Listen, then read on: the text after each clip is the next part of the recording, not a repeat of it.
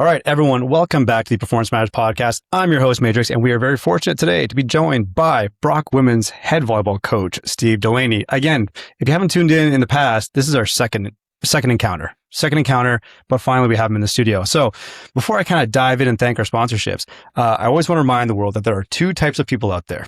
There are subscribers and there's non-subscribers. So you might as well join the cool kids and click that like, click that follow, whether you're on Spotify, you're on Apple, you're on YouTube, whatever your platform of choice might be. Give us a like, give us a follow, give us a share even, because we want to keep bringing you weekly rants, raves, and revelations right here on the PMP. So saying that, we want to give a big shout out to our sponsor this episode, Coachology. All right.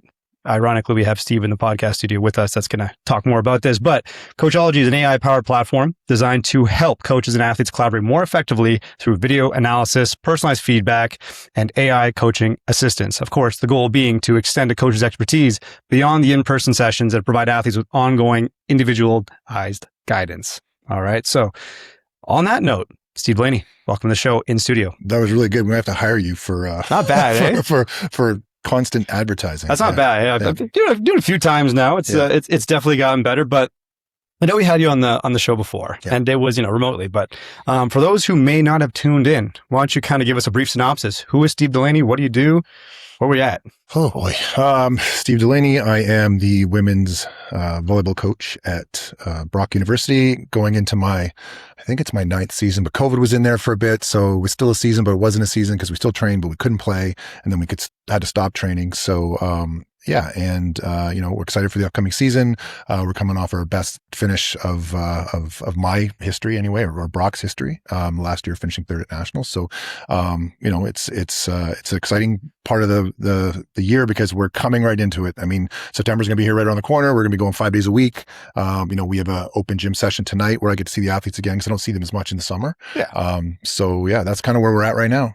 Yeah. Pumped. Yeah. I mean, a lot of them are excited. I think it's, like being in August is like the Sunday of summer. Yeah. You know what I mean? It's kind of like that bittersweet moment. You're like, you're kind of sad it's over, but you're also excited for like the fall.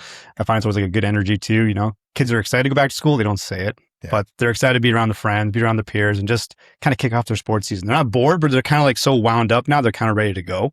I would agree on that. So I do want to start with the Coachology bit because I'm curious. So how did kind of Coachology come to be? Like, how did we kind of get involved with this AI platform for feedback? Yeah. So a really good buddy of mine came to me probably 2 Januaries ago, and he gave me this idea of this AI feedback coaching tool. And I looked at it and I thought it was really cool. It was awesome. But like any coach, we're not just going to let some large language model, coach our kids, right? Yeah. We have to have some type of ownership in what's being said. So I mentioned that to him, and then he came back to me this past December and he said, "Hey, look." And I was like, "Okay, wow, this is really cool because now I can give my teaching kind of knowledge base to the platform, and then the athletes can upload the video against my knowledge base." So it's been really cool because, I'm onboarding a coach the other day, and he said he was looking at one of the athletes and the amount of videos they've uploaded, and they'd had 39 videos. And he's like, "Well, that's 39 different coaching opportunities that never would have happened if you didn't have this." Right. So the fact that you can kind of make it sound like it's AI, right? So it's never going to be 100% perfect. It's going to hallucinate from time to time, but if we can get it 80% of the way there, what we're finding is, it's saving me time because I can't speak for other coaches, but especially in the beginning of the season, I am really on the technical side of things. Like if you talk to Elena or even Charlotte or, any of the athletes that we're working with, like I'm up at 5:30 in the morning, I'm watching yesterday's practice. Okay. And I'm watching the whole practice and I was giving them little clips with WhatsApp and kind of a voiceover. It's like, "Hey, here's what you're doing here. Look where your eyes are still on the ball. You haven't made your, crossover step at this point, or your crossover step is too small, or you're too far off the net."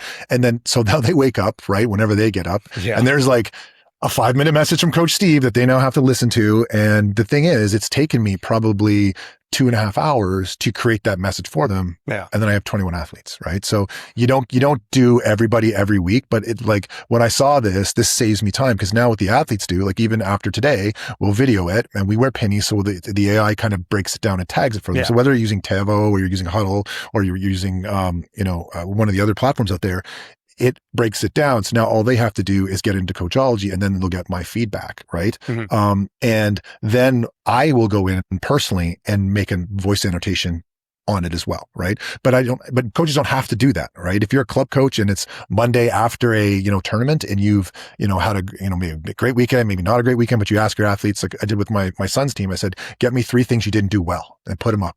And then they get the feedback. And now what's happening is they're watching what they're doing and not the outcome of the play. Because it's very easy to watch and clip farm and what can I put on Instagram and all that stuff. So now they're actually watching their errors and learning, okay, maybe I was in the wrong position, or maybe I wasn't on the right step when the ball was in the setter's hands, or maybe, I am keeping my eyes on the ball too long and not getting them back on the hitter, those type of things. And this is picking that up. And then as a coach, you can be as involved or as not involved as you want in that process. Got it. Okay. So then I guess kind of diving into that a little bit.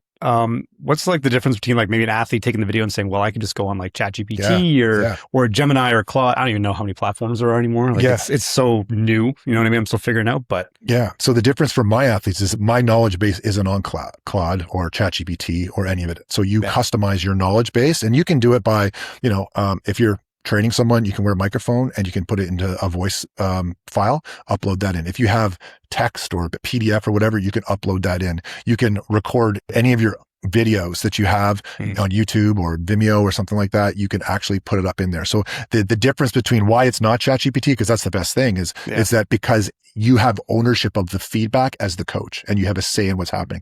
Otherwise, the large language model is just going to pull whatever's commonly most used on the internet, and you're going to get that feedback. So for example, one of the errors we have is like when we're talking about, healthy arm swings, right? Yeah. If you just go on to ChatGPT and ask, what do I need to do to have a great arm swing?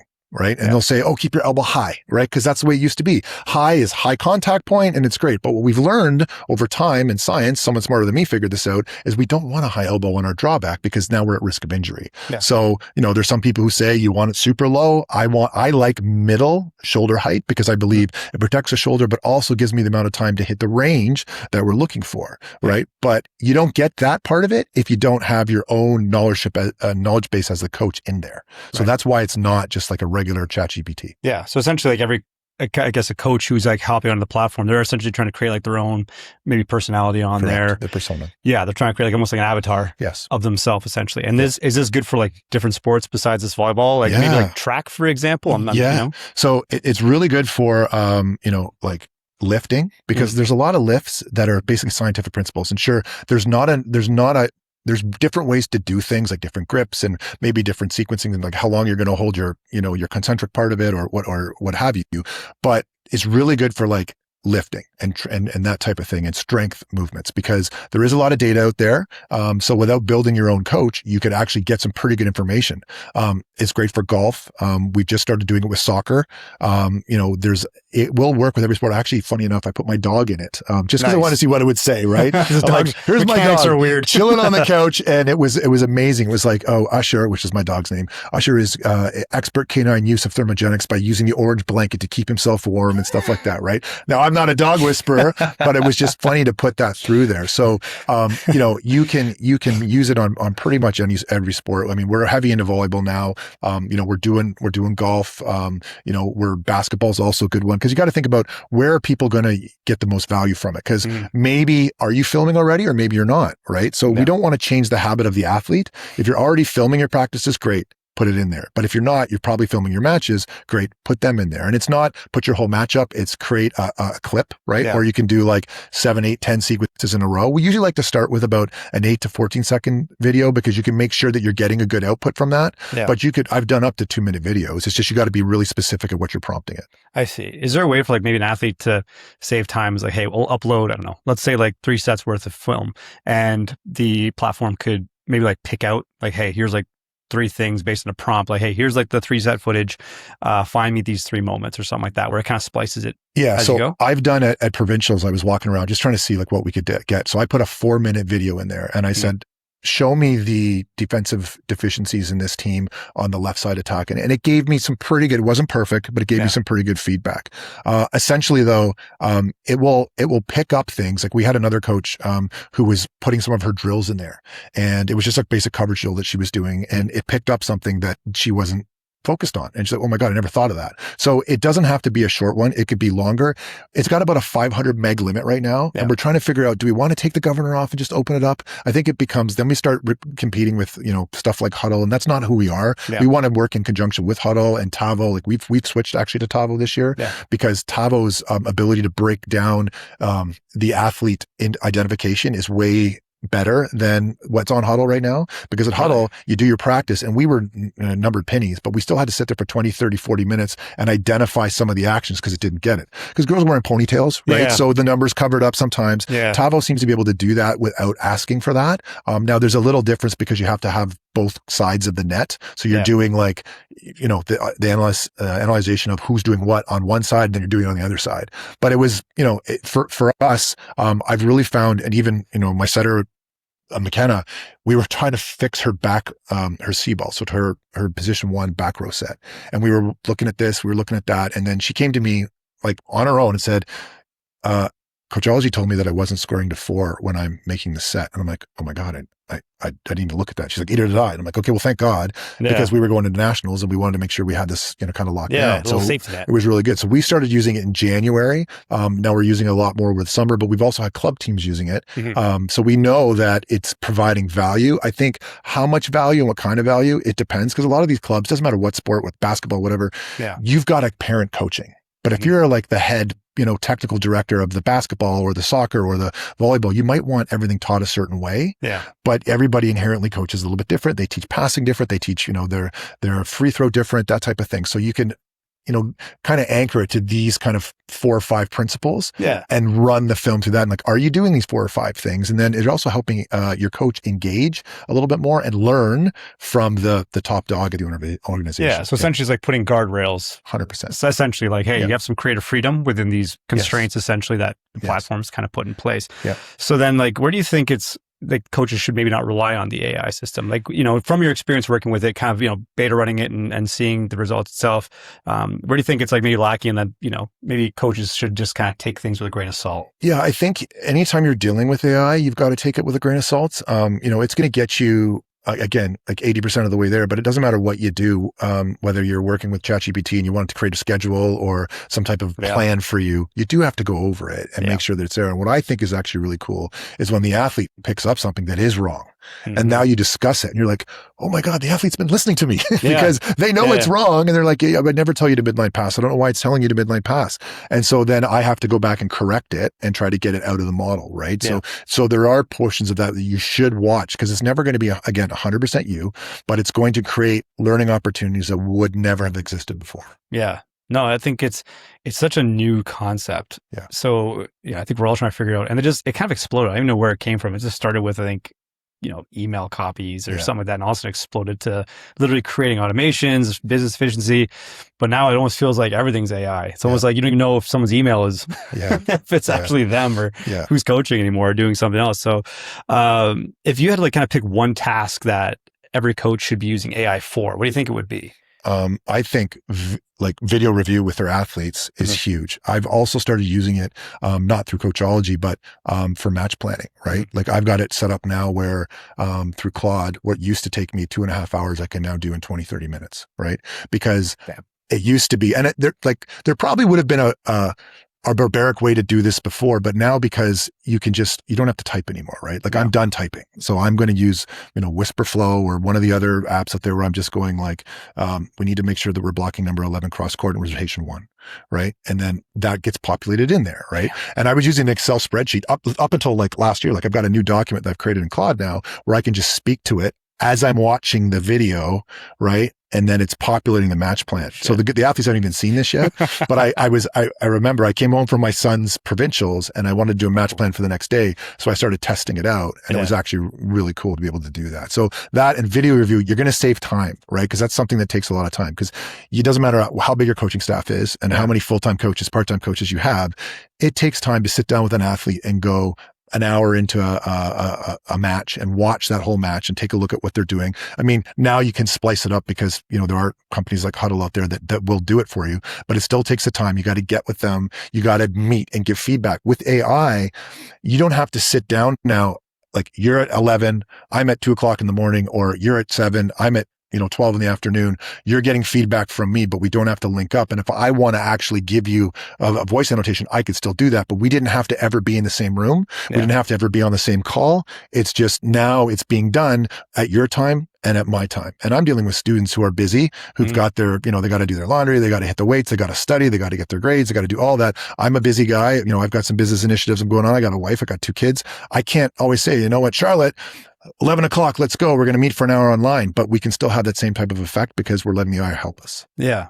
Yeah. It saves a lot of time. It kind of removes a lot of barriers for feedback, which is kind of cool. I think it's almost like trying to figure out the limitations of it, but also like the potential of it at the same time. Yeah. So if you're kind of recommending it for like a new coach, let's say a high school volleyball coach who's never like touched AI before, what's the first thing that you think they should try? So I think the first thing is to upload a video and see what you get. Right. It's very easy to do. You can a video of yourself or a video of one of your athletes, upload it, tell it to look for, how can I make my spike more powerful, right? And see what it tells you. And it's probably going to talk to you about timing. It's going to talk to you about, are your footwork correct? Like some people are goofy foot, right? So they're right-handed and they're swinging like a lefty, like it would pick that up. They would also, suggest some drills for you to work on the deficiencies. So it gives suggestions and drills and how to run that. And as a coach, you can put the drills in there as well, which gives you a little bit more ownership of it. So, now if you have the athlete looking at that and now they're like, okay, I can go do this drill in my backyard. It's going to help me with my footwork. That's pretty powerful. So that I would say is just start using the basic as it is and then start thinking about, okay, what do I want to say? Because if you're a new coach, I don't know where you're pulling your own knowledge base from. You probably have a mentor, so you want to get some of their information down. And it's simple. Like you can go talk to ChatGPT and have a 20-minute conversation with it about how you would teach, a crossover 3-block footwork, right? And then put it in point form and then put it in a PDF, and then you can upload it right in. Or you take your favorite mentor who's got a YouTube channel and you take one of their videos and you put it in, because now it's public. It's for everyone to consume. Yeah. Right. So, if you brand it, like I tell people, don't brand it as your name, brand it as, the, Brock women's volleyball head coach, right? Yeah. Which is me, and it is my name, but that was me in the early days. Now I tell them, be your Hurricanes technical coach or whatever. Yeah, I got you. Yeah. No, it's a whole new thing. I'm very curious, because they don't know what they don't know either. You know what I mean? Like if you're a new coach, kind of starting with AI and like videos, you're like, I don't even know what questions to ask it. I don't even know what prompts to put in technically. You know what I mean? So I guess that if it makes it easier, I guess it learns as it goes. You know who's using it the most in sports is your ESPNs, your TSNs, because all of their not all of, but a lot of their highlight reels they put together now, they're done by AI. So it all gets recorded and then it say, okay, I need, for the best, MMA finishes in the last, 2 UFCs, right? Yeah. All done. Right. And in seconds, right? You know what I mean? So, they've been using it for quite some time in their world. We're trying to use it in a different world, but it's there. I mean, that's no different than how even this episode gets kind of cut up sometimes. Like the AI on the recording studio just spits out segments. I could cue it and be like, show me the best, aha moments, and I'll pull up 4 20-second snippets. You're like, holy shit. That saves me like 2 hours having to go back. And I think the big thing is AI is coming.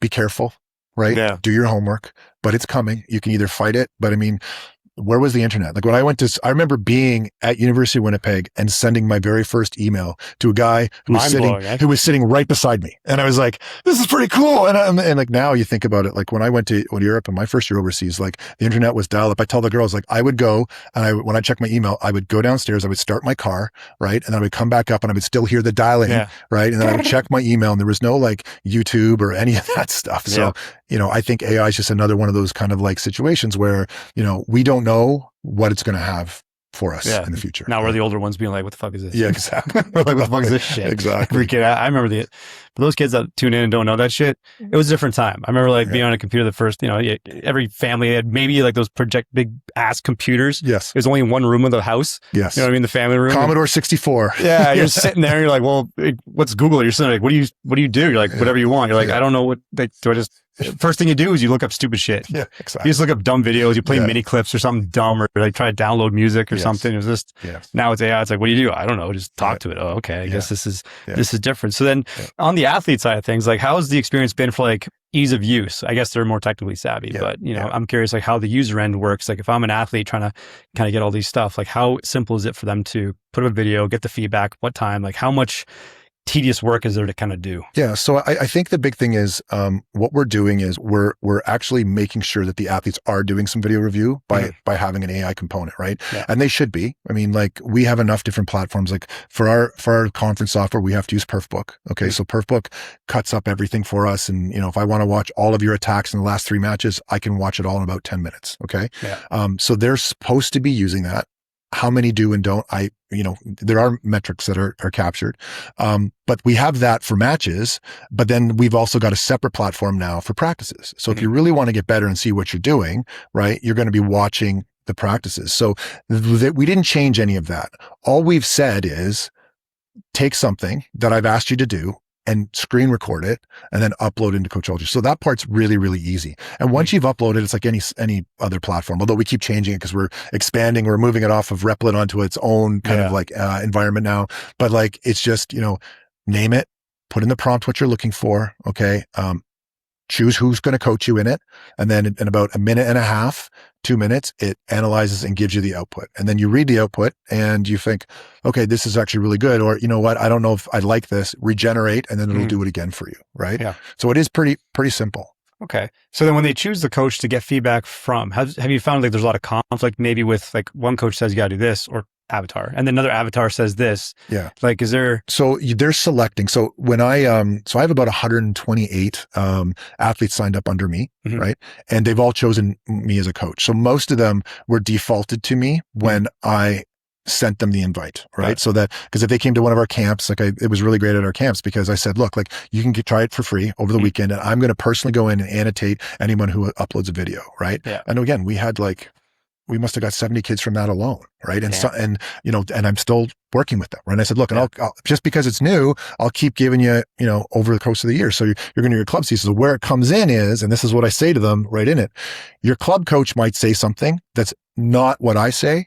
Your club coach is right because that's who you're playing for. Yeah. Right. If you're coming for me, then I want you to listen to me if you're on my team, but the club coach is always right because they're the one that's spending the time in the gym with that athlete and putting the time in. So they always, they're boots on the ground. They're seeing it in person, real time. Yes. Yeah. Yeah. Okay. I was curious, like because again, if they're just strictly online with you or someone else like that, like, so they have options to pick different coaches, even though they're like with you, they can pick to get feedback online. Yeah. There's a coach marketplace where you can go and we've got, we've got an Olympian in there right now, an Olympian beach volleyball player that people could choose. We've got a couple Brock, athletes that are running their own camps and stuff right now, that are in there as well. We're exploring, like I got a meeting today with another guy who wants to get into golf. He's a trick shot guy, but he's also, worked with golf pros and has been on ESPN and all that type of thing. So he really loves this idea because for those type of people, it's like, how do you scale? Right. Yeah. So I've got a following, my hours, my days are booked, but how do I capitalize on the people that I'm missing out on? And, we have another, guy coming on that's, he's a strength conditioning guy in volleyball and he likes to deal with arm swings and jumps and he sells his high ticket item, right? That he gets people to sign up for, X amount, $100, $300, $400 a month for a certain amount of time. But there's a bunch of people that can't afford his program that still want his help. So this is a great kind of like lower ticket idea for them. Yeah. Lower barrier offer. Exactly. So, and some people come off the high ticket and now they can still stay involved in the low ticket. So, the influencer world is big. So that's, I think, where our target market's probably going to end up is somebody who's got a following that, it's got a bunch of people. They've got 500,000 people. If we can get them to get 2% of their people on the platform, it's life-changing money for them. Yeah. Right? So, that's where I think we're going with it. Wow. Yeah. I mean, if it's something kind of capitalizing on what's already growing anyway, it's like a small niche of the market that's kind of like unique to you guys. For sure. I'm trying to think if there's any other platform that kind of does what you guys do. So there's lots of platforms out there that have, like for example, if you go into Golf Now, not Golf Now, sorry, 18 Birdies, right? They actually have an AI, put your swing in, the AI golf coach from 18 Birdies will be a split screen and be beside you and tell you what you're doing wrong, right? Which is fine. But what we did, I did it for my buddy, actually. He's actually in Cabot right now, golfing as we speak. But I said, who are your two favorite golfers? And he says, I like Rory and I like Nick Faldo. I'm like, okay. So I quickly built Rory Faldo. So I went and got a bunch of like learning, materials from YouTube from both people, put them in. And then now he's putting his swing in against Rory Faldo, who's a golfer, doesn't even exist. Yeah. But the reality is it's his, putting principles, driving principles, all that stuff, short game, boom, boom. And now it's in there. So that's a really cool way to think about it. If you could you could pick the two best guys you want and bring them together, and now you're being coached virtually by their avatars. Whoa. Yeah. It's kind of spooky, actually. You literally, you're kind of going down a rabbit hole here. Like, you know what I mean? What's like, spooky is either Rory and, Nick Faldo have no idea it's happening. Yeah, that's the spooky.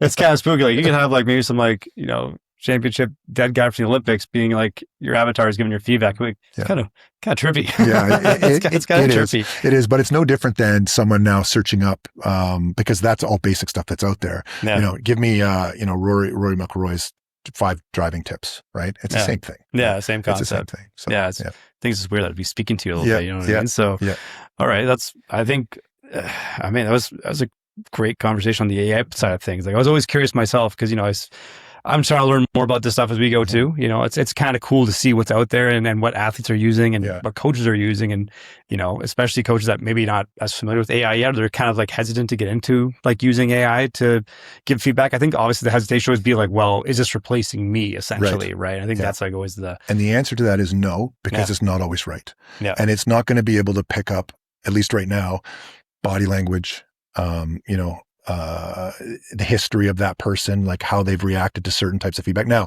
when you do join as an athlete, you get to choose how you want to receive feedback. So do you want someone direct, or do you want it to be nice and fluffy, all that type of thing. So, I would love to see, like, in the wrestling world, like, I talked to all the Brock coaches briefly about it, but could Marty use this? Like, would it save him time? Would it save his assistants time? Like, could you see him? There's no fluffy option either. There's no fluffy option, and he may be functioning off a typewriter, but who knows? But is there a world like what type of camera would you need? Yeah. Like, could you do it with a regular iPhone, or would you need a 360-degree camera? Or like, is your arm in the right position? Or like, what's the timing like? Like, all that stuff. So we'd love to expand into those type of scenarios. But again, we don't know what we don't know. Yeah. That's the whole point of beta testing, right? It's growing at a pace. If you have a niche of sports that's working right now, see where it goes. I think any combat, like, I think there's already combats, like UFC, MMA type things that are doing that, right? They have like the 360 camera, like it follows them when they're doing something. It's like, shit's getting crazy out there. But, so kind of like changing gears a little bit, talking about now the role at Brock with kind of going off of a national bronze medal and now hopefully going into a national champion, which would be pretty sick, honestly. Be fun. Yeah, that'd be fun. It kind of have a good time. You know what I mean? It's great. Yep. So how are you kind of trying to like put the pedigree in place right now and like build the culture heading into this season? Yeah. So what we're doing this season started 8 seasons ago, right? It's not a straight line up, as everybody knows. Although we've gone up, but we've come down. Like, one of the coolest things we did last year is, like, we had to fight to get back to nationals, and we had to fight to get back in that OUA final game, right? Like, we've been there like the last 6 years in a row.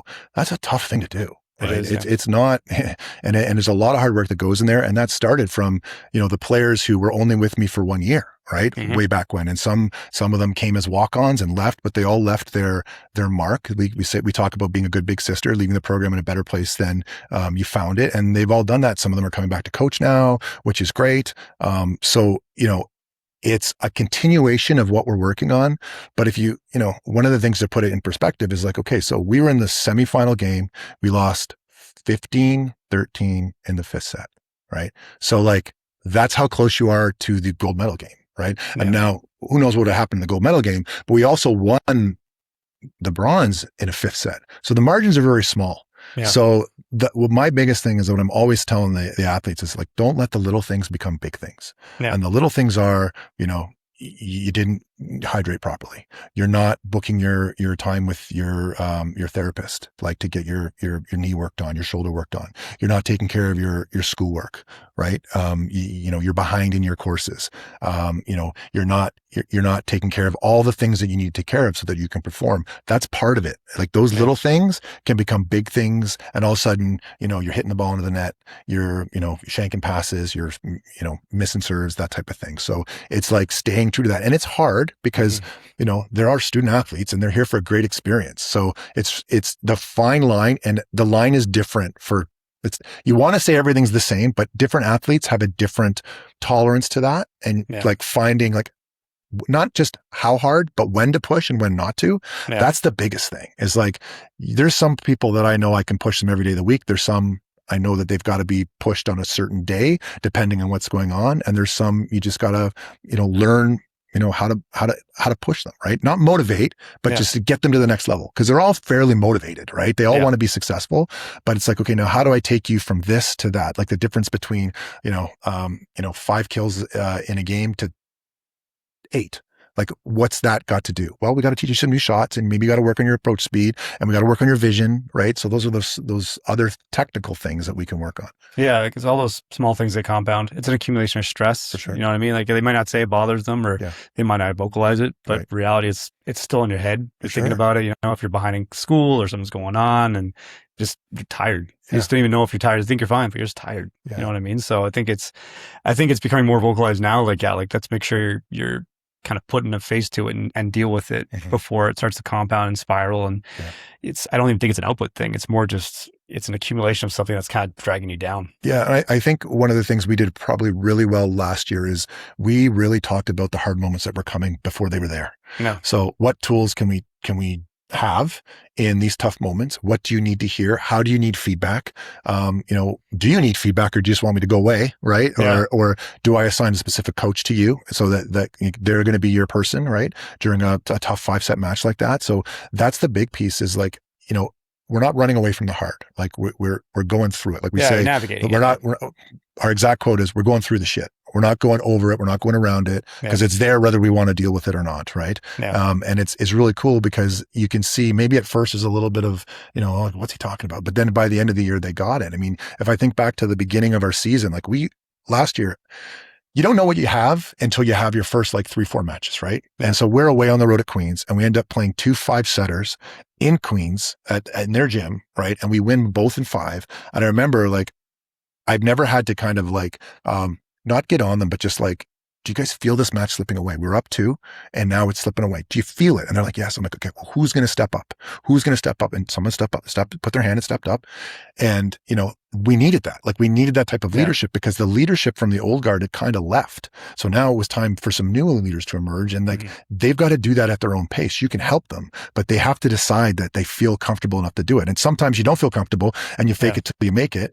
And sometimes that works, right? Yeah. That's the courage part though. Exactly. You know what I mean? It's, I find a lot of times we see with younger athletes is that they've got really good at avoidance strategies. You know what I mean? It's very common now. And I think sometimes parents can either get in the way of that or kind of enable it. Sure. It's one of those ones you want the best for them, but at the same time, it's you have to kind of learn how to navigate conflict. Yeah. It's going to be tough moments, whether on the court or off the court.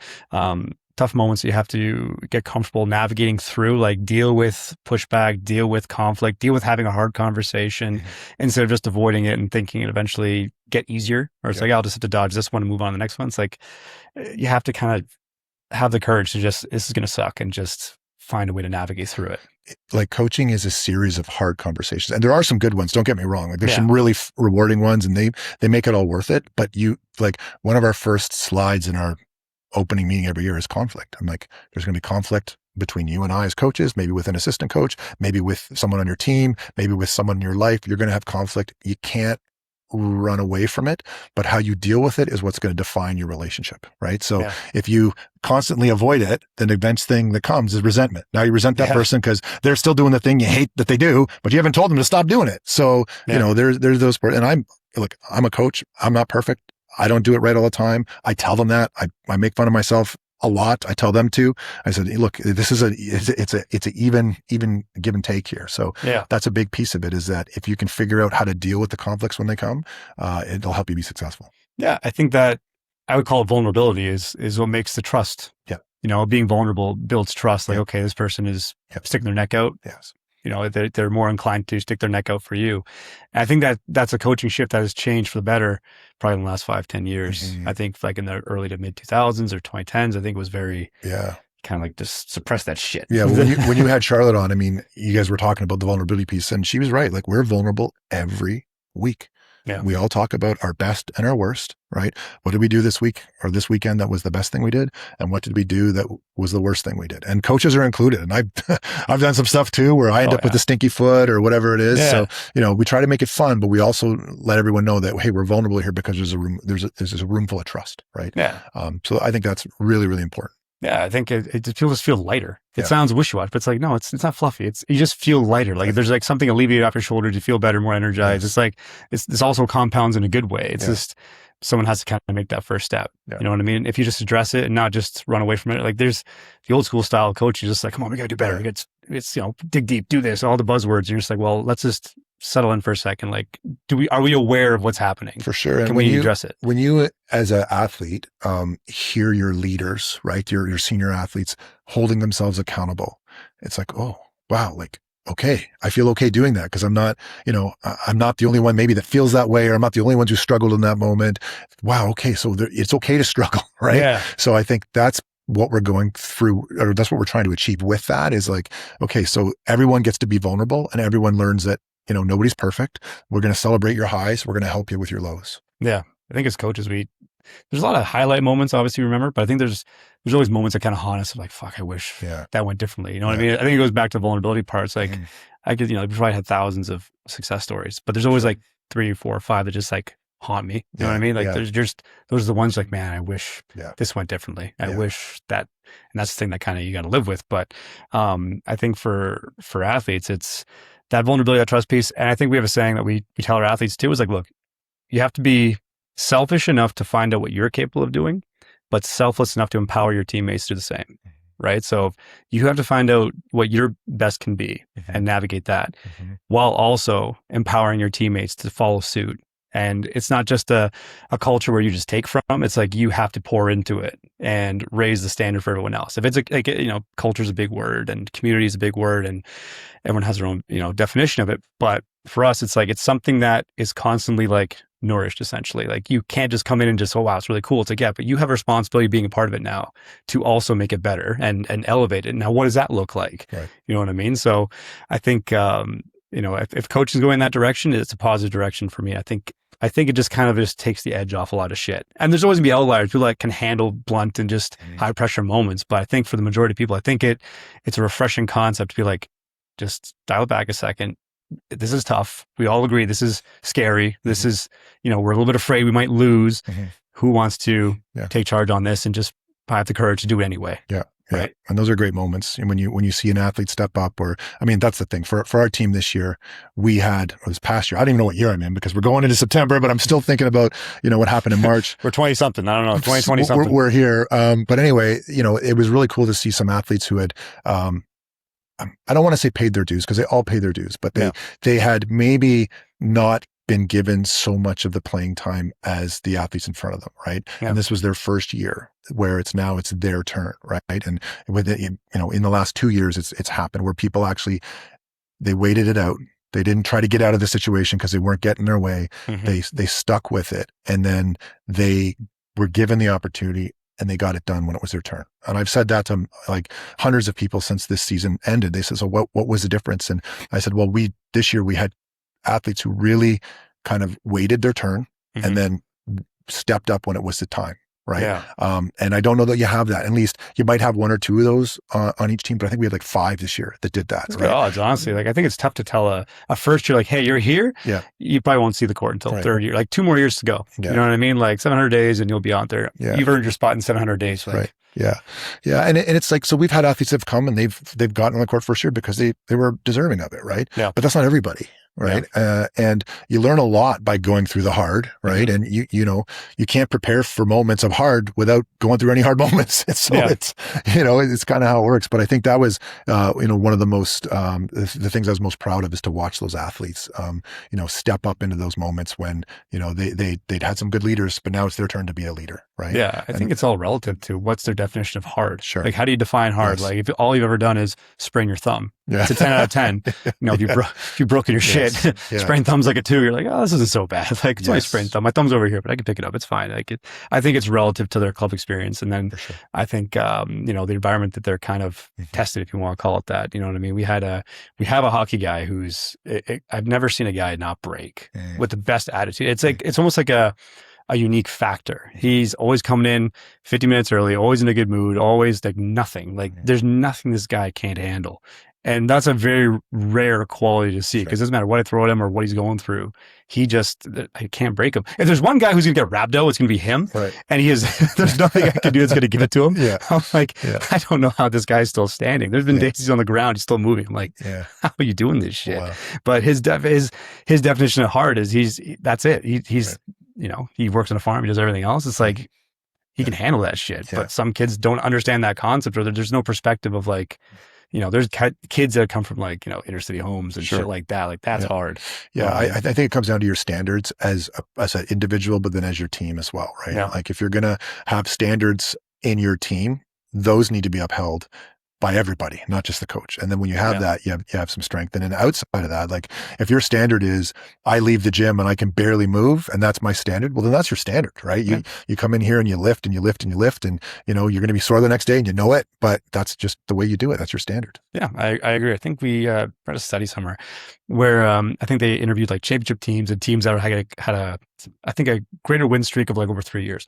And they said the one common denominator, 60% of them agreed on, it was never the coach-peer relationship or the coach-athlete relationship. It was the peer-to-peer relationship that they felt as the highest rank of their culture, their standard was. It wasn't the coach. It was the athlete's ability to interact with their teammates that led to their idea of success. Yeah, for sure. So it's kind of like, okay, well, if we kind of know or see that that's like a trend, you're like, okay, well, then how do we kind of cultivate this where you almost like you can just delegate and step away and you just kind of watch it like an orchestrator almost. Yeah. You know what I mean? It's kind of a beautiful thing to watch. But then, so then what do you think is going to change now from, what's one thing you learned from last season that you're going to try to implement this season? Whoa. Dun, dun, dun. Yeah. We're going to get more technical this year. I think after watching some of the athletes, I think we're going to change the way we train a little bit because we've been asking some technical requirements of some athletes. We're making technical asks of them, and they're not quite there yet, but they're physically stronger. They've got the experience, and it's like, okay, so I need to like what we call block train that a little more, where we're like, it's an isolated situation where we're just working on only that skill. So it's not really a decision-making process in this scenario for this drill. We're taking that, we're just working on the hand placement on the block. We're working on, your slow to fast, your arm swing, whatever it may be. Right. So because, if we want to continue to have success, we need these athletes who are now like, they're physical, they're ready. We need to have them the technical edge as well, right? And and the way we train, we're very gameplay oriented because I believe in the game teaches the game with a little bit of coaching information here or there. This is why the video feedback is also important, because you can continue the training at that point without stopping the drill. Because if you stop the drill, the balls are in the air. If the balls are in the air, your kids aren't getting better, right? Yeah. I only have so much to say. Well, I apparently got a lot to say because I'm on the podcast for the second time. But like they tune me out, and I know I would tune myself out as well. Yeah. And white noise at some point. If I got to stop a drill, it can't be for more than 5 to 8 seconds, right? And then if they're not in the drill, then I can talk to them. Or if we have a video review, we have sometimes we have a delay going, right? We can do that. But I think that's the big piece is like, we've got to do things a little bit more technical, right? And just make sure that I think the athletes, they need to dial into the recovery a little bit more too, because some of them are still learning like what it means to be a high performance athlete and how to pre-book out your therapy with your it should be maintenance. It's not like I only go when I'm sore. No, you go to stay unsore, right? It's proactive, not reactive. Exactly. Type shit. Yeah, prehab. Yes. Prehab. Yeah, it's literally anything else. These things are no longer, especially now what we know about things. These things are no longer optional shit. No. It's a part of it. Yeah. You know what I mean? It's like driving a car. It's like the steering wheel is not optional. It's just a part of it. You know what I mean? You can't pick and choose. Recovery is intentional. Training is intentional. Practice is intentional. It's not just something you do or it's nice to do or like, I think I'll do when I have time. Recovery is it's not what you do, it's what you can recover from. Exactly. You know what I mean? Like you could put every ounce of your being into something. And if you can't regenerate to do it again, then you're fucking useless, man. Yeah. I don't want to hear anything about it. The worst part is when they start talking about like Theraguns or red light therapy, massage. And I will never have this conversation. The first thing I say is like, what time did you go to bed last night? 2 a.m. It was like, yeah. Okay. What for dinner? Pack of Gushers. Yeah. Nice, man. Yeah. Let's talk about that Theragun. That'll solve the problem. It's like putting a Band-Aid on a bullet hole, man. Like, what the fuck are we doing? Exactly. It's insane to me how they just, I think it's, it's ironically, it's all free shit. Just go to bed, man. Yeah. Go to bed and stay hydrated. It's just, Yes. drink water, go to sleep, and you'll 99% of the time be fine. So then I think the question, like, circling back to the technical side of things. So you're doing all these drills block style, right? Like you're kind of like bucketing into these things. Like this is what we're going to focus on for X amount of practices and weeks. Are you willing to give up game wins in order to learn and practice the drill in gameplay real time? Welcome to Iron Performance Center, Niagara's home for real personal and performance training. We're a community obsessed with building durable, explosive, game-ready humans. No gimmicks, no shortcuts, just training that works. From athletes chasing scholarships, to pros chasing championships, to regular people who just want to feel strong, move well, and stay built for real life. If you're willing to work, you're our people. Our system is simple: smart programming, elite coaching, and a culture that pushes you to levels you didn't know you had. With modern technology and principles-based programming, we track your progress, teach you movement skills, and give you every tool you need to perform when it matters most in whatever arena you call home. Iron Performance Center, because performance matters. So that's a great question. Mm-hmm. I think I'd be willing to give up sets. Mm-hmm.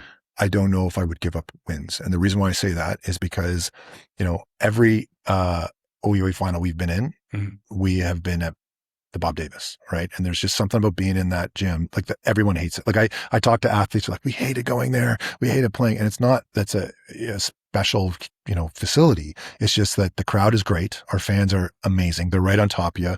And that's really important, right? Mm-hmm. I've let athletes play through it. Like I've always been able to do that. I don't have a quick hook, right? Because I think you need to go through the hard part. Mm-hmm. So that's okay.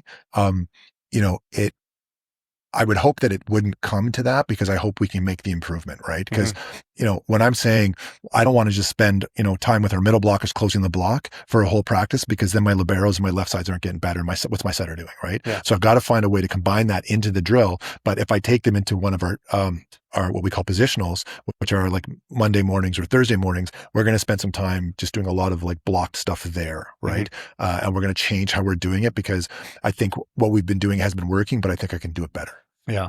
I was kind of throwing that question to coaches too, because like there's always something that they want to work on. Like, hey, what's like our low hanging fruit? Like what's the weak point that we're really going to, even if you're really good, it's like, there's always something we could fix. So it's like, what are you willing to give up to fix it? Like, are you willing to let them go into a game and do that? Hey, we're going to work on this. Like it was messy in practice. We're getting better at it, but we need to actually trial run it in the game. Or, you know what I mean? Like it's always fun to hear coaches be like, So I think what I would say was, I will let an athlete underperform and stay in and lose, because I think it's what's needed.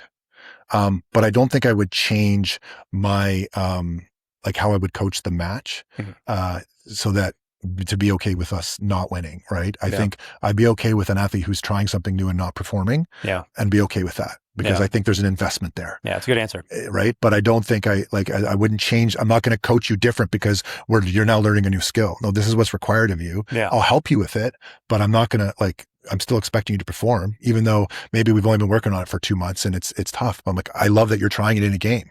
And if we go down, one of the big things is when athletes come in to the program, I need to see their canvas, right? Especially when they're attacking, right? So if you and I are playing, you might be able to swing and attack more balls than I can.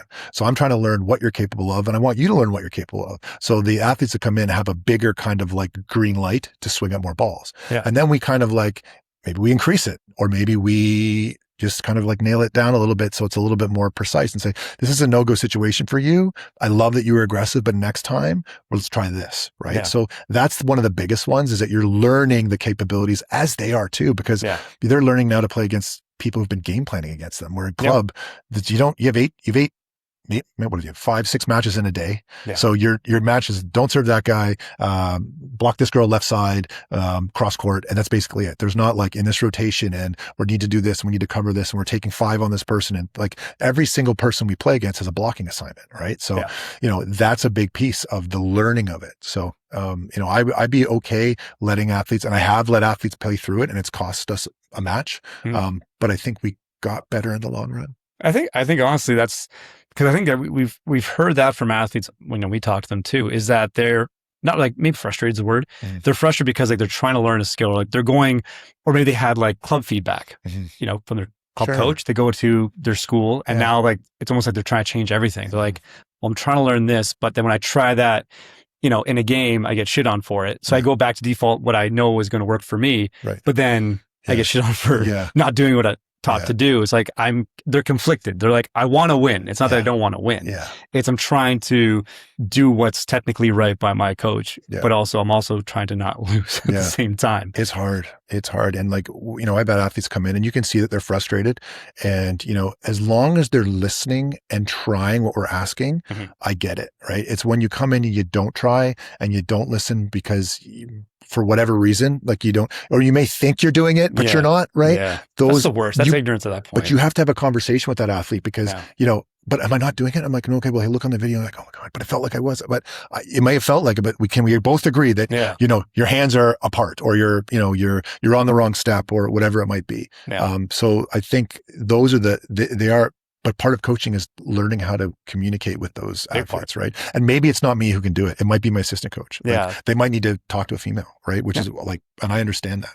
Yeah, there's people just hear things differently. You know what I mean? It could be like, hey, we might disagree on the fundamental fact, but I could also understand that there's probably two ways to interpret this. For sure. Or like to receive this feedback. And this might not be the way to receive for you. So then so-and-so can deliver the same message in a different tone that might resonate better with you and hopefully make an impact. You know what I mean? I think that is coaching, is your ability to communicate. I think that's just a sign of your ability to be educated. It's like how you communicate. Sure. You could have the answer, but fucking no one's listening, man. Right. It doesn't matter. Yeah. Well, it's changed too, because I mean, as you've talked about, is like, it used to be, you do it this way or you don't do it. Right. And now you just can't communicate like that anymore. And what athletes probably need to do before they go to a program or when they leave club is figure out, okay, of all their coaches, who did they like that communicated with them in what way? And think about, what actually type of feedback do you need? Direct? Do you need it visual? Do you need to, like, what do you need? Like, think about that so that I can help you be better. They don't. I know they don't. They just fucking don't. Just tell me I'm good. You're not good. Yeah, they don't. I think that's, I wouldn't even say that's higher level thinking. That's just reflection. Like, I guess being more self-aware. Sure. But they're so young. They don't even, they fucking can't remember what they had for breakfast today. Like, they don't even know any of that stuff. So it's like, what feedback style are you? They go, or they'll say like, no, give it to me straight. So you give it to them straight and they hate it. And you're just like, well, so was that too straight for you? Like, do you want me to fluff it up a little bit for you? It's just like, well, it was too hard. I'm like, well, okay, well, you said you wanted a blunt. That was as crystal clear blunt as I could put it for you. But okay, we'll dial it back a little bit. But I think for the young athletes, it's just, it's hard to tell them to be self-aware. They don't even know what that looks like. I think they have an idea of like what, the words that sound like it, but I don't think they've actually spent enough time just kind of sitting with themselves a little bit and thinking like, what was a moment that, someone told me something and it resonated with me. Okay. What'd they say? How'd they say it? What was the context of it? Sure. And then, were you able to apply it really quickly? And like, how'd you feel after that? So maybe that's something you can kind of sink your teeth into, but they don't really spend enough time just analyzing or being present with themselves enough times, to actually figure that out. Or they'll be kind of biased by the constraints of, their environment, their parents, their coaches, whatever. And they think that's the way. And I think that's maybe like an old school thing too, right? Like no different than how we were talking about earlier. Like, oh, we're told to suck it up, suppress, and just do what you're told. Okay, that's how it's supposed to be. It's like, well, you don't know what you don't know. Right. You know what I mean? Like there's naive and ignorance. Naive is not knowing we don't know. Ignorance is knowing and choosing not to. Right. So it's like, which one are you? You know what I mean? So I think it's an evolving thing, but I think is the more practice young athletes kind of do having those conversations, the tough conversations, but also just asking better questions, being curious about what that means, what it is, and not just, thinking like donkey work, just blinders on and go. Like for sure. And I think a big piece is, controlling your feelings and your emotions, right? Otherwise they control you. And we talk about it all the time. My entire team, I've said it before, is seeing me in tears. And I don't mind that because the reality is like, this is how I'm feeling right now. Right. And like I'm either super happy or, I'm sad in a way. And I think that I don't run from them. I think I spent, some time, a long time ago, kind of running from feelings. And I realized they're coming out whether you want them to or not. You can either have a little bit of control over when they're coming out or not at all. And I think, when we go back to like self-reflection, it's like I do a lot of self-reflection and I'm obviously not perfect, but I think that there's times where an athlete, like if you self-reflect, you realize, okay, maybe in a game, I need feedback a certain way, but in practice, you can be, as aggressive as you want to be. But in a game, I'm dealing with like, okay, my mom and dad are here. It's the home opener. I shanked the last ball, like whatever. So I need help through those moments. And that's not, they all want something technical in those moments, but what they need is something up here or here. Right. Yeah. That's the thing. And like, sometimes you try to give them here or here and they're like, no, just tell me about my I'm like, listen, you're doing everything fine. I can't quantify that. Yeah. You're doing everything fine. You just got to decide that you're going to let the last play go, focus on the next one and believe you're going to do it. Right. Yeah. Just believe in yourself. Yeah. Right? It's like, what does that mean? That's so stupid. Why would you say bullshit. That to me? Help me win. It's just like, no, it's like the Mr. Miyagi effect. Exactly. Just do this. Like, I don't fucking know why I'm washing cars right now. What the fuck am I doing? Exactly. You know what I mean? So I think that's an important point to have. And I think, as athletes navigate that going to the post-secondary level, especially, I think and when you go back to emotions, it's like, I'm a believer. It's like, hey, you can't control your emotions. You control your actions. If you let your emotions dictate your actions, that's where bad shit happens. Yeah. Don't let your emotions dictate your behaviors. Yeah. There's emotion logic. Don't let emotions dictate logic, please. And it's hard. It's hard, especially in a short amount of time, right? Like you got to, there's maybe 15 to 18 seconds between the next ball being served at you, or you've got to serve it, or what have you. Like, to be fair, it is nerve wracking with the whole gym going crazy. I mean, we got to experience that in the bronze medal game because we were now in Trinity's house. Yeah. And I told them, and like, I've used a wrestling thing. I said, listen, like in wrestling, being the bad guy is so much fun because you can do no wrong. They don't expect you to do anything good. So just go out there and embrace the crowd. And like the crowd's chirping at our girls as they're about to serve. And I swear they had a blast, right? And they just really embraced it. So if you're not being hated, you're doing something wrong. Like if you're hated, at least they heard about you. Yeah, exactly. At least they're worried about you if they hate you that much. Like it's not a bad thing to have happen. You know what I mean? I think that's a good skill to have. So for sure. Good. We're not liked. Nice. I like that. Because we're doing something right because we're in your gym. We're doing something right. They're not happy for us. Exactly. I like that part. Yeah. I fucking like the part. Oh, that was fucking great. Yeah. I want to kind of briefly touch on some of the recruiting points when you're kind of looking for the next generation. You're going to a new season, but you're also trying to obviously keep your eye out for the future. What do you think is a misconception or the biggest misconception that families have about recruiting for volleyball? I think a lot of them think that their athletes should be going to the States. I think that's one of them. And my thing is, because I run into this all the time, because I have to figure out if I want an athlete, if we like them, what are you thinking? If you're going to, if the States is what you want, okay, it's great. What I'll tell to them is, and I got to quote Ryan Hofer from Trinity. This is what he explains to them is like, okay, you can be in Canada where you're a student athlete, or you can go to the States where you're an athlete student. Like that one is a business, one is going to get you an education and an experience. Now you can have great experiences in both places. And I'm not saying that there's been athletes that have gone down there and they've done great things. And if you are going to go down there now these days and like, okay, you're going to get a full scholarship, they're going to pay you money every month, right? And you're going to be in like a Big Ten school and you're going to have like, 5,000-10,000 people at your games. Like who could say no to that? That's tough to say no to. It's tough to say no to. And I get it. That sounds terrible. Actually, it sounds really bad. I don't want to do that. Who wants that? Someone asked me about, okay, well, would you let your daughter go down there? And I said, for the exact same reasons that I just stated, if those were the opportunities available to her and I knew she was going to be in a good environment and have a great experience, she has to go. Like you have to go and try it. Now, would I say if it doesn't work there, continue to go and chase the dream? I'm like, at some point, you've got to realize that maybe it's not for you. Maybe you transfer once. Okay. It doesn't work out the second time. If you transfer once, it doesn't work, just keep your eyes open. And because a lot of these kids that go down there, maybe they don't get on the court. Now there's 5 years that they've just opened up. And now there's like $22.5 million in money that they can pay athletes for all the sports, which is like, so who doesn't want a piece of that? And then if you look now, every unveiling of the team's new locker room, you're like, oh my God, like that, fuck, what's going on? Where does like, money come from? Can I move in there? This is fantastic. It's better than my house. But the reality is that like, it's not for everybody. And of the 1,000 people or however many it goes in that transfer portal, there's about 600 kids that don't come out of it. Right. And there's a transfer portal now here in U Sports that you can transfer within your first 2 years without sitting out. Right. So, I think, maybe some of my athletes might have transferred in their first 2 years. Right. Yeah. But those same ones ended up doing really well and have a couple of gold medals now. Right. Yeah. So, there is something that where you just got to keep your eyes open. So I think, the biggest misconception, I think that, if you're a female volleyball athlete and you're good and you're on a provincial team or you're on the National Excellence Program or whatever, that you should be going to the States. And maybe you should, right? Maybe you will find something there for you and that's great. But it doesn't mean you have to. And it doesn't mean that you can't have a great experience here in Canada, no matter where you go. Because those kids who go down to the States and end up being like a starter, say year 3, could probably be superstars in years 2, maybe even year 1 here. Yeah. Right.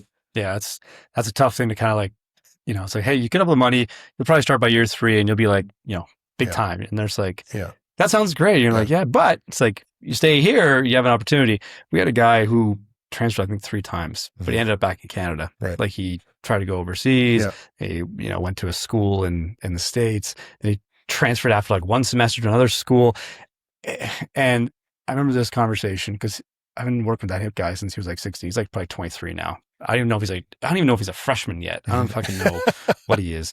But he was always looking to the next thing. But none of those moves seemed to be like upward. It seemed to just be lateral, all the time lateral. And now by transferring like 3 times within 3 different schools in the NCAA, coaches know where you've been. You don't last long there. It's like you're kind of leaving a reputation out of a character reference. You're like, well, maybe they don't want you because like you're just too unreliable. You know what I mean? And now he's back in Canada. So you're like, well, what year are you in? Like, what have you learned across these different transfer points? Like, did you get any better? Like, have you found a style that worked for you? Have you found a team that works for you? I don't even know what that answer is because he hasn't been there long enough to experience any of it. And he ended up back in the same place. So it's like, where'd we go? Another guy, same year, went to a D2 school in the States, spent like a year or 2 there, and he got picked up by Wisconsin, Big Ten. So it's like, just, you got to put some time in a little bit, you know what I mean? Like put some time in and make sure if you're going to transfer, it's for the right reasons and you're going upward versus just lateral all the time. I think it just gets that shiny object syndrome. They kind of just get so attracted to something new. And you're leaving with a degree because what does happen is sometimes you transfer, right, to, 3 schools, let's call it, and you've got 1 year of scholarship left, but you got 2.5 years of school left because your credits didn't transfer, right? So just again, and you can didn't even think about that. You can come back and you could maybe do them in Canada or do a master's or whatever, or maybe stay on there and coach and finish up. Like they're just again, eyes open and educate yourself, right? To make sure that like you're picking the right thing for you. And I'm sure every kid that goes down there, whether male, female, they feel like, oh, it's red. This carpet. is it. This is right. Carpet, but at some point, they start wondering, well, this isn't really what I thought it would. Ask yourself when it wasn't, if it's not what you thought it would be, why isn't it? What is it that you were expecting? Is it you thought you were getting on the court? Were you clear with the questioning when you were going through your recruiting process?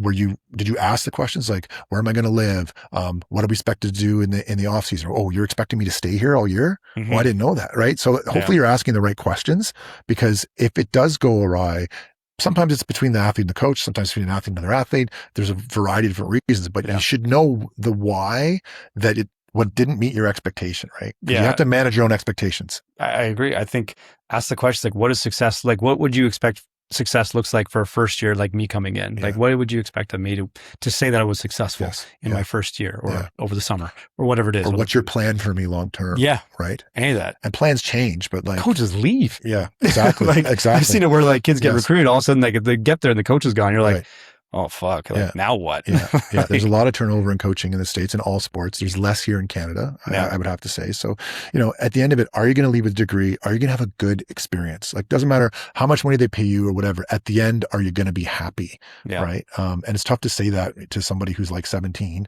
that's like about to, I could either stay in Canada, I could go to the States, or I could, it's hard because they don't know the person they're going to be in 5 years, let alone what's good for them, tomorrow. Yeah.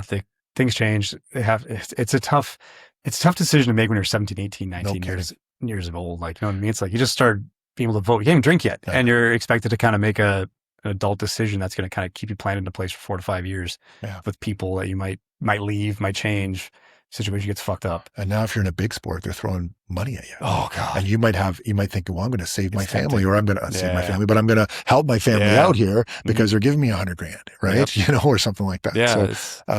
So, fuck. It's, I've seen some shit. It's the money. It's always the money. It always comes down to money and the shit that they take it. They don't really know what they're taking. Like they don't really know the what do you call it? The constraints or the cost, like essentially the transaction of it. Like what you're taking all this money, like, but what are you doing in return? Like they have really, now it's a business deal. Like you are a business at this point. Like the minute you're on for a trip, they're giving you any money, scholarship, anything else. Like you are now a business that you have expectations you have to meet, because the minute you don't or go against what the status quo is, they will fucking take everything from you and they'll give it to the next man up. For sure. That's exactly what happens. There's always someone. And again, because of the transfer portal, there's always someone coming in. It's like a fantasy draft, eh? Like they don't, I find it's affected high school recruits phenomenally because they're not getting recruited. Why would they? Right. They have a coach that's like, oh, I'll just plug and play. I'll take this third year from here, second year from here, fourth year from here. Got my 6. Right. And I don't know how that like affects their culture, or maybe everyone just, shuts up because we're all here to win. And,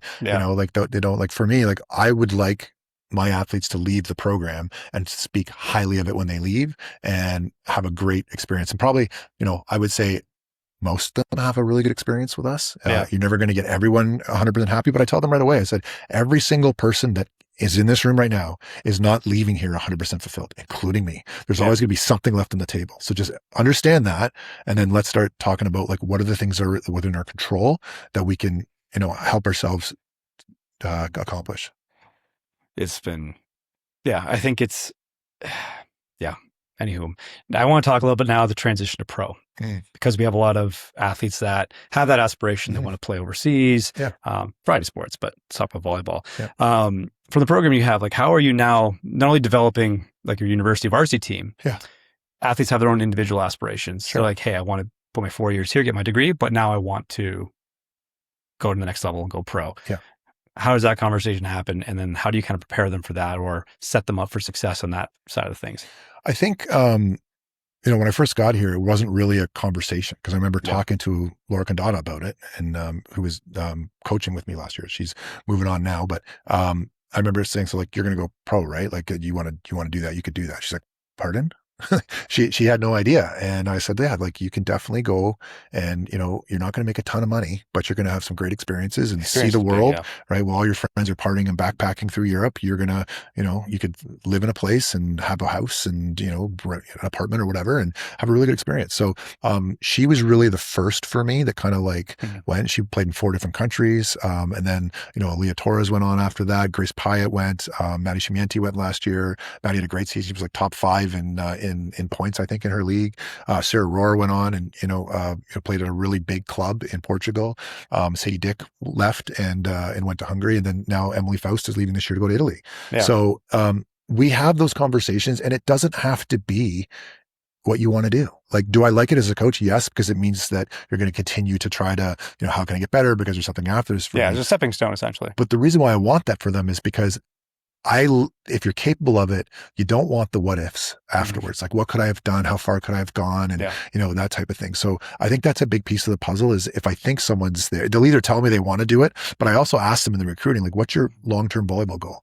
Is it national team? Is it pro? Because pro is definitely realistic. National team's a little bit harder, but you can do it. But pro's realistic. And now you might not play in Division I in Italy or Turkey where the big money is, but you could go play in Austria or in second division in Germany or something. And what you're going for is a life's experience. And you're going to learn probably a new language. You're going to realize that other cultures aren't weird. They're just different. That's going to help you grow as a person. Like when I was in Finland, like the language was interesting, but the darkness was crazy. That would fuck me up. It was. That would fuck me up. I slept through practice. It was like, oh my goodness. And it was freezing cold and whatever, but I learned a lot about myself in that time. And then, I think that's what I want for the athletes is to go over there. And then they realize like, hey, when you're at Brock, you had it pretty good because not only did you have a medical staff that cared about you, you weren't a commodity. You were a student athlete, right? So as much as we wanted you to perform, when you're over there, you're getting paid and you might be on yourself to tape your own ankle,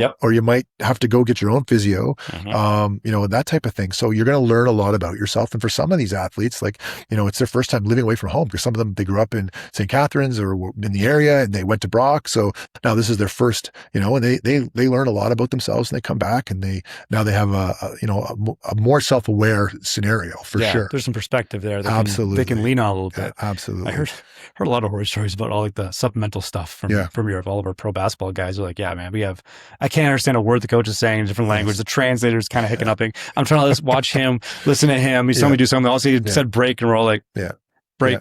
And I tape my own shit. It's just, it's a lot of perspective. Come back here for their league and they're just like, this is so much better. So much better. We just have basic resources. Right. You know what I mean? There's not a budget for fucking AT that can tape my shit up. Right. Well, and I'm not sure how it is for other sports, but I remember like one of the athletes, she comes in and she's got a list of 30 teams that have clicked on her like profile. Right.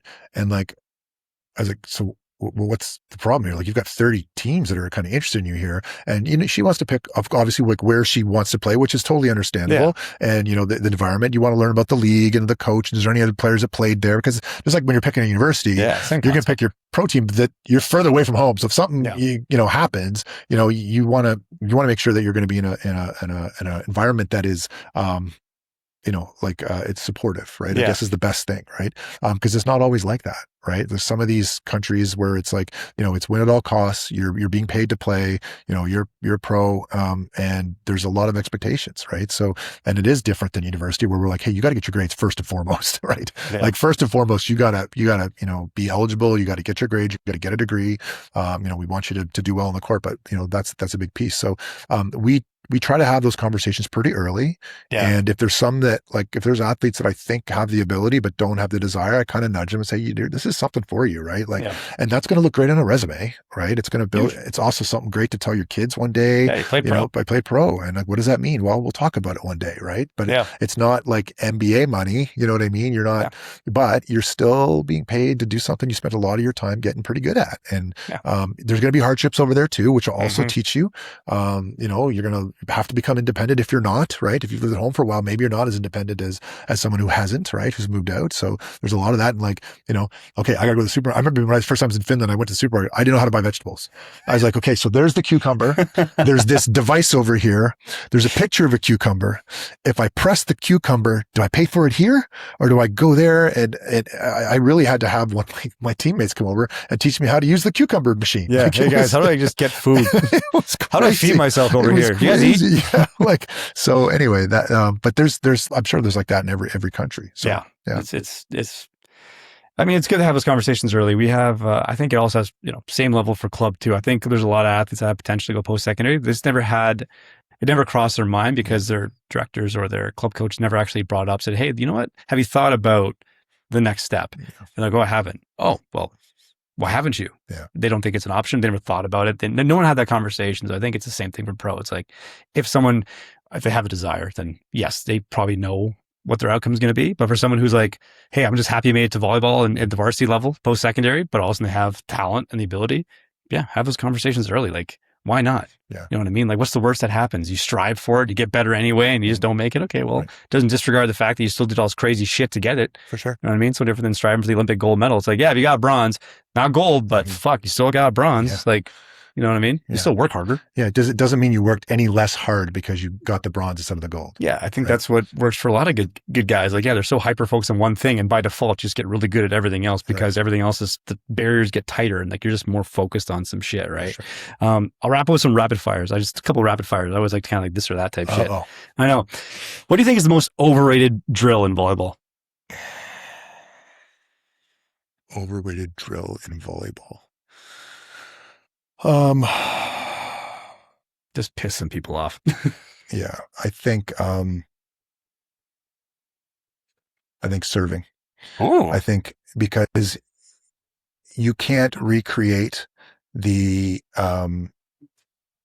feeling you're going to have in a gym when you could say this, I guess, for every skill, but when you're serving at that one moment before the play starts, all the eyes are on you.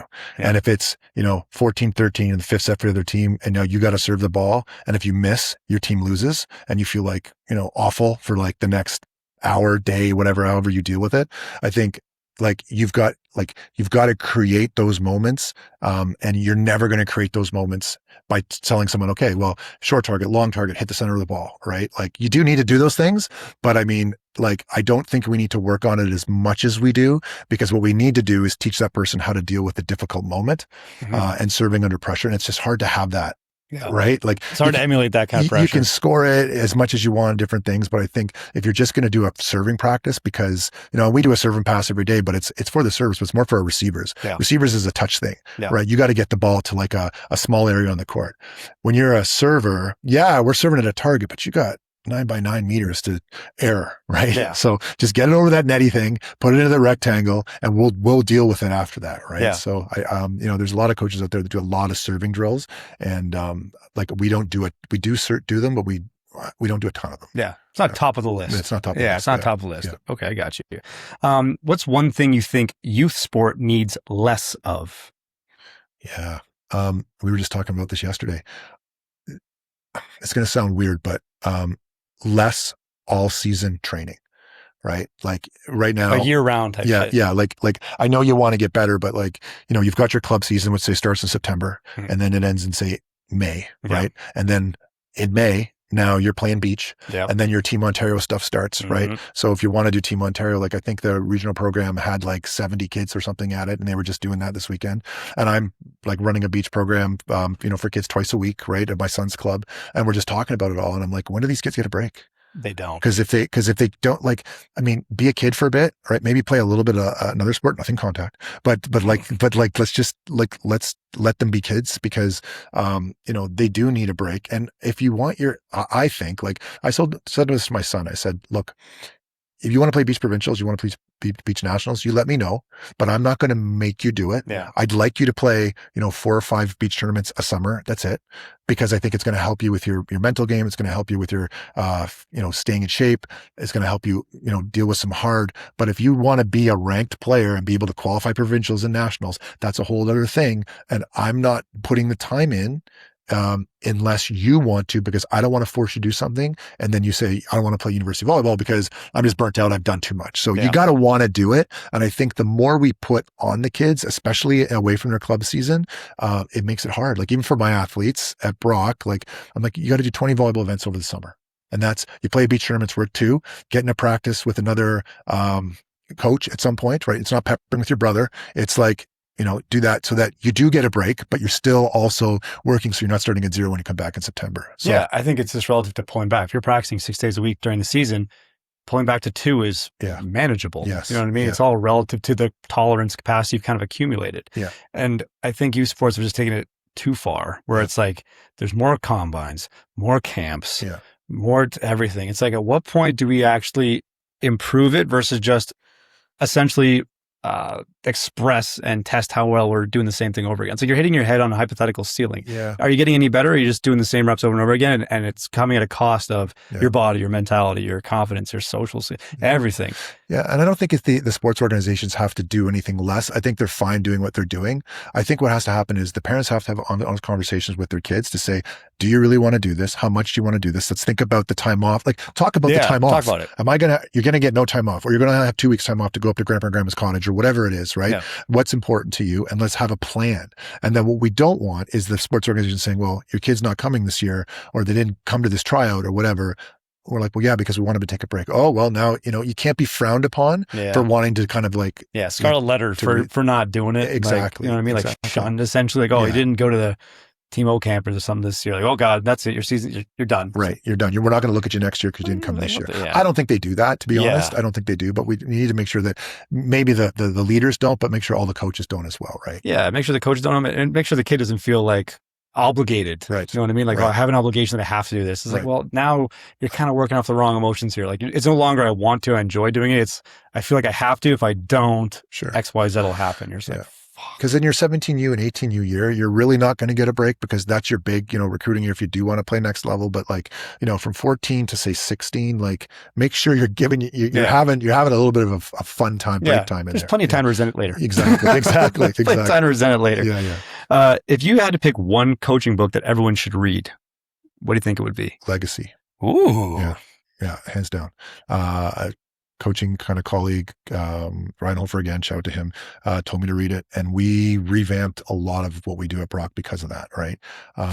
So it was really good. So we have our 15 principles of leadership that we reevaluate every year, right? Because we say, okay, is this still true to us? Because I think like the new athletes coming in need to have some ownership over it as well. It can't just be stuff that's written on the wall by people that are 10 years older than us. It's got to be, they got to have some evaluating, you know, kind of like time, like that really resonates with me. This doesn't. So, but that book by James Kerr is a good one. Nice. That's a good choice. I like that one. I'll kind of finish with this. What's one piece of advice you'd give every parent if they were to listen right now? Let your kids go through the hard on their own, right?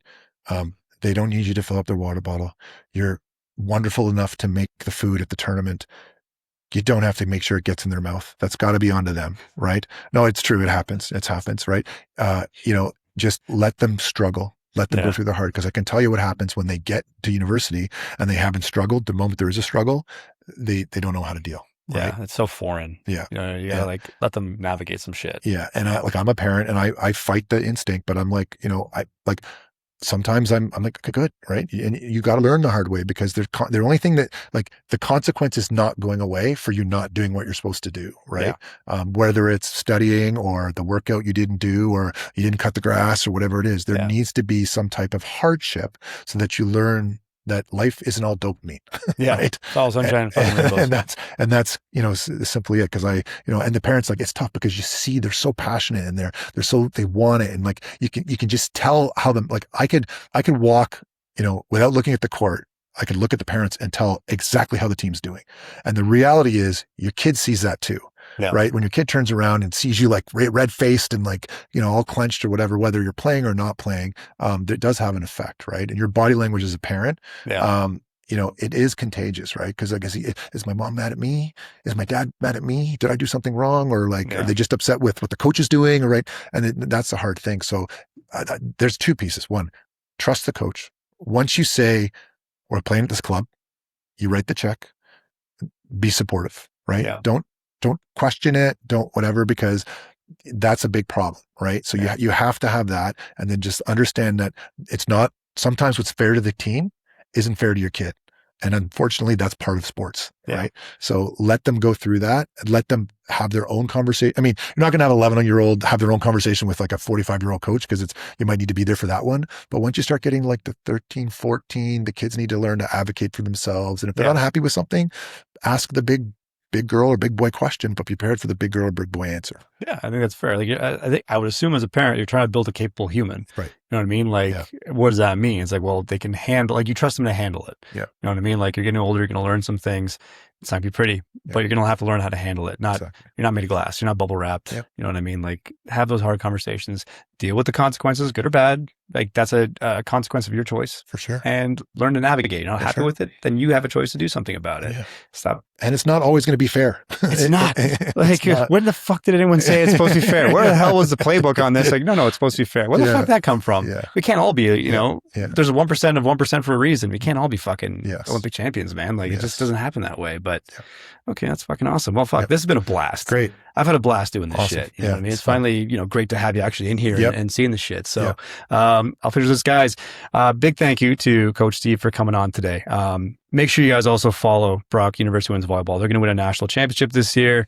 I'm just going to put that out there in the universe now, right? Just you said it. I did say it. And then I'll come back, like a year later and be like, remember that shit? Called it, motherfucker. We're trying to host in 2029. We've actually got a bid in. Just win it now. Cool. You know what I mean? How about we win it twice? Yeah. You know what I mean? We'll win it twice. All right. So make sure you guys follow along with the Brock University Women's Volleyball team. And of course, this is the Performance Matters podcast. Make sure you like and subscribe to either Spotify, Apple, YouTube, whatever your platform of choice is. Be a cool kid. Right? We want to keep bringing you guys weekly rants, raves, and revelations. So again, I'm Coach Matrix. Thank you all for tuning in, and we'll see you all next time.